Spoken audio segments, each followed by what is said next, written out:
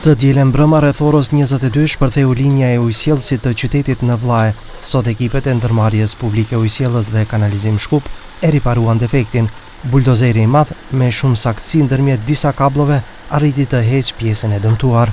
12 часа от кога експлодираше цевката Фише стотини, екипите на водовод и канализација работат на санирање на дефектот. Во овој момент се отстрануваат старите делови од цевката и се планира да се воспостави нов дел кој што ќе го нормализира во потполност водоснабдувањето во град Скопје.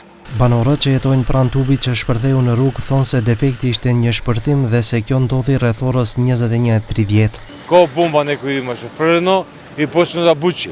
Излевавме тука, наварда видовме дека 2 метра имаше вода во ваздух и дека улица беше поплавена, водата беше усмерена према Вардар, према Кеот и почна да го корне Кеот. Qytetarët njoftuan ujësjellës dhe kanalizim, pas shka ekipet dolën në teren dhe filloi riparimi i defektit. Uji u ndërprej dhe në këtë rajon u ndalë rreth orës 23.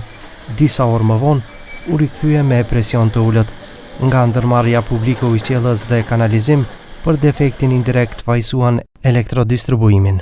Për shkak të disa ndërprerjeve të shkurtra të furnizimit me energji elektrike në rajonin pranë puseve të Lepenecit, është shkaktuar variacioni i presionit në sistemin e pompimit nga puset drejt tubacionit kryesor të qytetit, nga ku furnizohet sistemi ujësjellësit.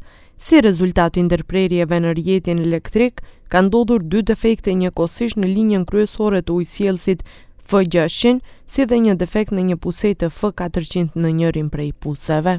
Nga elektrodistribuimi thonë se kjo nuk është e vërtetë. Furnizimi ka qenë në përputhje dhe brenda standardeve të përcaktuara dhe nuk janë regjistruar asnjë devijim. Defekti në kabllën ndërmjet nën stacionit Vllaj 2 dhe nën stacionit Vllaj 1 ndodhi në orën 18:18 të dielën më 5 tetor 2025. Gjatë lokalizimit të defektit janë bërë ndërprerje në daljen Karposh dhe në një pjesë të daljes Vllaj. Sanimi i defektit përfundoi në orën 20:50 nga ekipet e elektrodistribuimit. Ndërprerja e furnizimit muj ndodhi më shumë se një orë pas përfundimit të sanimit nga ekipet e elektrodistribuimit pra rreth orës 22.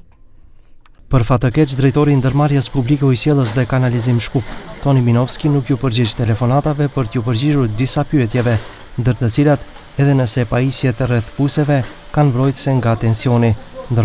Ndërsa ekipi i televizionit 21 ishte në teren, në vendin e ngjarjes, u paraqitën inspektime nga qyteti i Shkupit. Ata ishin të rezervuar, por filluan të kontrollonin objektet për rreth që janë në ndërtim. Edhe gledajte, sami zgradata kade, doajat mešalici, doajat pumpi, така да po cela ulica ima. I to në asfalt. Banorët thonë se këto tuba janë ndëruar në fillim të viteve 90, por se rrugica vitet e fundit është jashtëzakonisht e frekuentuar dhe nëpër të kalojnë automjete të rënda transportuese.